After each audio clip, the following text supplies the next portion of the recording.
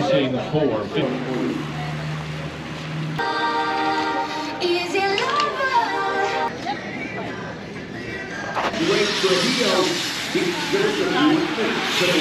Anyway, tons of cops here at West Allis, so thanks for the support from the community. And the pavement is great. The course is pretty straightforward, which is going to lead to a lot of just tactical racing. So I'm just, yeah, let's go. Bro, these 2.3s are ripping. Got to be at least 90 2.3s out there. There's one little chip in this corner that you can hear a carbon rim begging for mercy every lap. It's kind of fun. I should get over there and get some audio, and then I could play like a drum beat of carbon going. That would be rad. Racy Macy. Yes. Ready to go? Yeah. Yeah. Thank you. Go fast, take chances.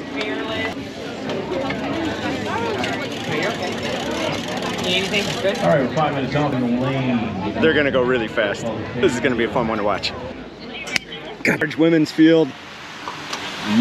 Total nerd out. Side, and I think. Field, you guys excited to race bikes? Yeah! Race, we're gonna say, riders ready. Hey, Tour of America's Dairyland fans, thanks for tuning in. This is Brandon Davis, Brandon Davis Races, and you can too. I just want to run through this first race, West Allis, as quickly as possible. So I'm going to run you through most of the first lap because it gets a little redundant.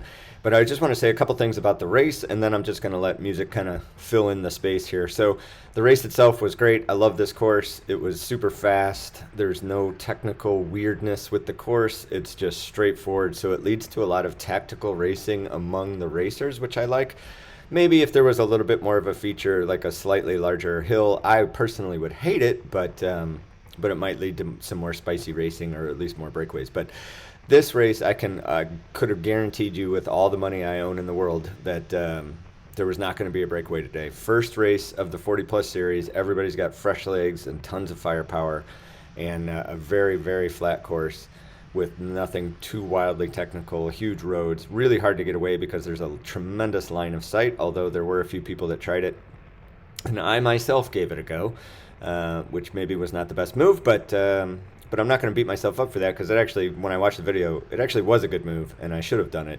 And there was another opportunity later in the race. You'll see Carlos giving me a bit of a shout to go close this gap, and the gap was about the little 3-man breakaway up the road that you'll see later was about 8 seconds up the road. I just did not have the firepower in my legs to be able to close 8 seconds, plus think about staying away for, I believe there were 3 laps left at that point. There was just no way that I could do that. However, replaying it the next day when I'm rested and I feel good, I wonder, like, maybe that's the moment where I need to do whatever I can to at least give myself a chance to do something or get dead last. And that's probably what would have happened, but at least I would have given it a go. But overall, I have no complaints about this race. I feel very happy with my performance. You'll see a couple clips here where I'm just constantly trying to move up. And, you can count on the Masters field after about 12 minutes. This timer on the duration is just a little bit off because of the start line, but roughly 10 to 12 minutes into a Masters race, you're going to see this type of lull, this little mushrooming up at the front, and if you're in the right spot, you can take advantage of that, zip yourself right up to the front, and get a much better position. So I didn't do that at that particular stage, but that's okay.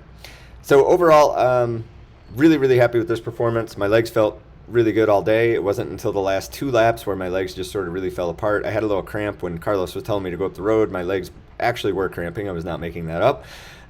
So I was in a little bit of trouble there.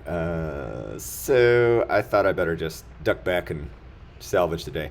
Teammate Dan Neff, great job, teammate. Pulled that little break up quite far, and then the rest of the field closed it up. But that could have been a very dangerous move that probably would have gotten away without Dan sticking his nose in the wind and doing some work.